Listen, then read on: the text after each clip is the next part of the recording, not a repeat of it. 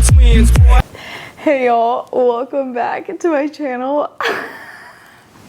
This is my second time filming what I read in February.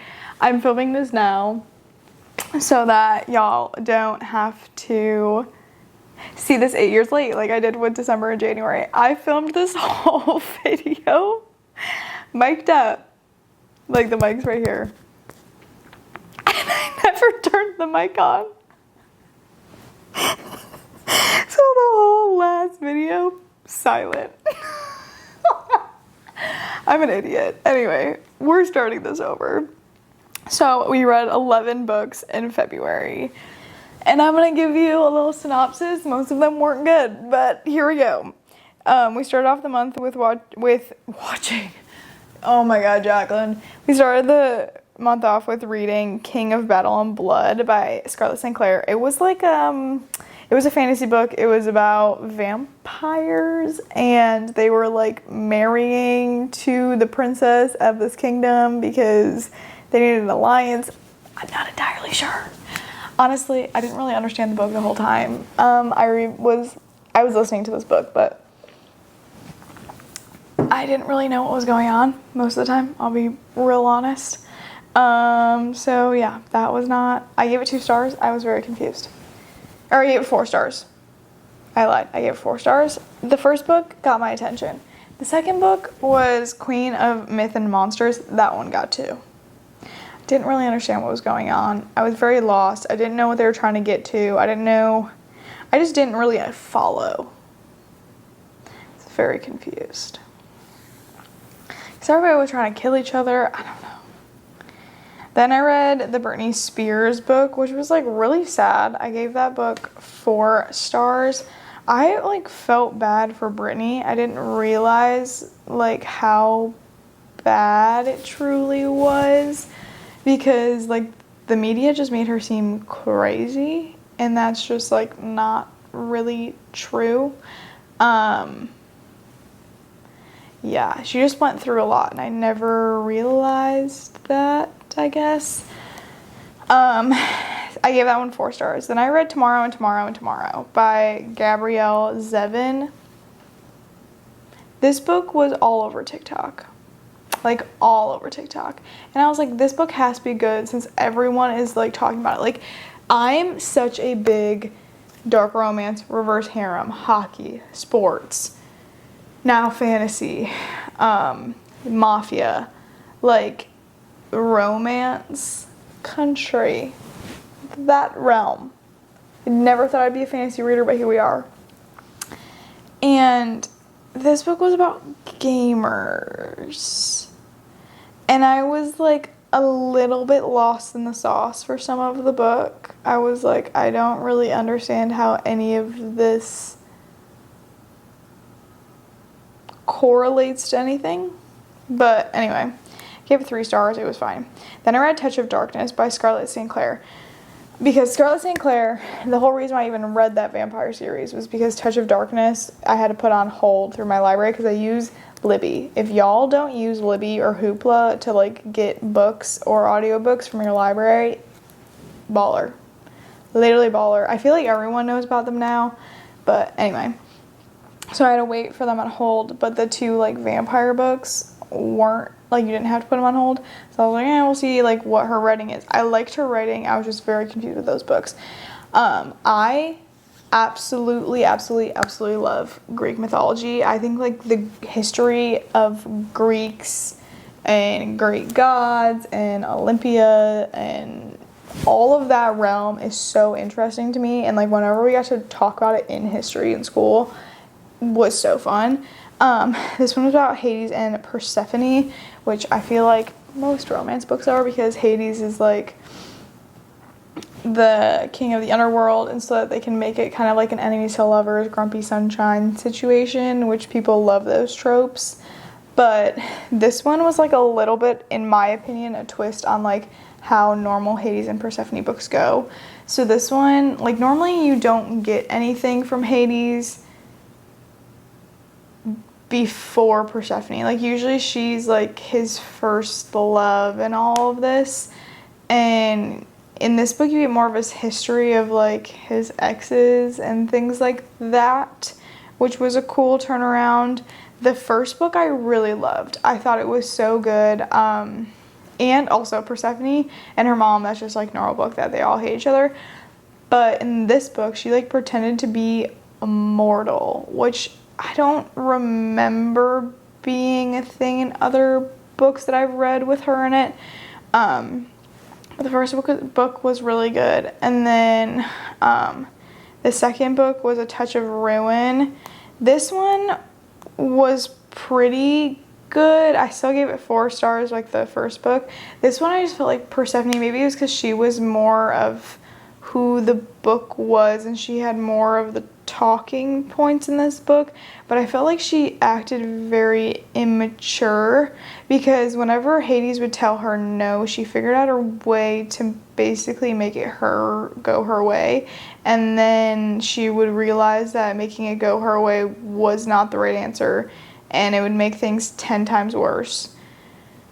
And then she'd be like I feel like every other chapter she was like, I messed up, and I was like, I understand we make mistakes, okay, Miss Girl, but if a god who's like 9 million bajillion years old, maybe take his answer with a grain of salt, or ask him why he said no. So yeah, I just feel like she was very immature in this book. Then I read the second book of Harry Potter, which was The Chamber of Secrets. I gave this one 4 stars. I have loved the Harry Potter books so far. I think it's so fun, especially because most books after I've watched the movie I can't read because I know what's going to happen and I don't like that. But with Harry Potter, you get some inside snippets, I guess, of things that aren't shown in the movie, which I guess you get with every book because obviously a movie isn't going to be the book completely. But I like that it like plays in my head when I read it. But yeah. Then I read Terms and Conditions, which is the Dreamland Billionaires book number 2 by Lauren Asher. Okay, this book, I didn't like the second book. I really liked the first book because there was like a little bit of like slow burn / enemies to lovers / grumpy sunshine / he's mean to everybody else but her, where this book, it's about the brother who has to marry to become the CEO, and he really just made me angry. He really just irritated me. He had this like macho man that he didn't need no girl, he didn't need no kid, and I'm like, that's literally in the contract for you to become CEO. And anything that anybody did for him, it was just like the biggest pushback ever. And he like pretended he didn't love anyone in his family, and I was like, shut up.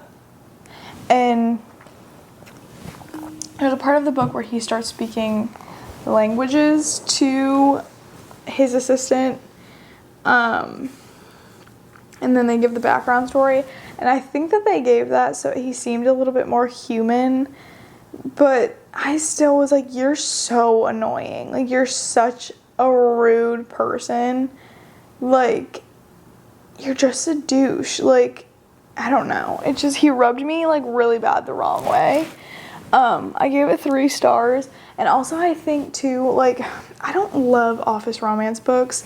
I just feel like they're the same thing always. It's always that they get with their assistant, get with a new hire, get with someone from another company that they have ties with. It's just like always the same thing and so predictable. But yeah. Then I read the third book of the Hades and Persephone saga by Scarlett St. Clair, A Touch of Malice. This one I gave 3.5 stars. It wasn't my favorite. I felt like the writing might have been rushed, because there was a lot of smut in this book, which I love. I will never, ever, ever say no to some smut in a book, but it would be so out of the blue. Like, there was no foreplay, no lead up, no slow burn, no sexual tension. It was just like they'd be having a normal conversation, like, what do you want for lunch today? And then boom. Or like, we really need to talk about this. And then cut scene. And I was like, what? Pump the brakes. I'm confused. So it wasn't my favorite. The first book was definitely my favorite out of that series. And then I read Change on the Fly by Marilyn Monroe. It's the Totally Puck series. I wanted another hockey romance book. Skip this one. Skip it. It's so bad. It's so bad. You're like 3 chapters in, and they tell the main man's, the MMC, if you will, hey, your sister just died and her husband might be dead / is sick and your dad's not fit to take this kid. Can you take their kid? And he's like, oh, sure. But like, they never talk about how his family literally died or is very ill. I mean, his dad he doesn't care about because he has a bad relationship with his dad. But like, his sister, they're like, oh, water over the bridge. I was like,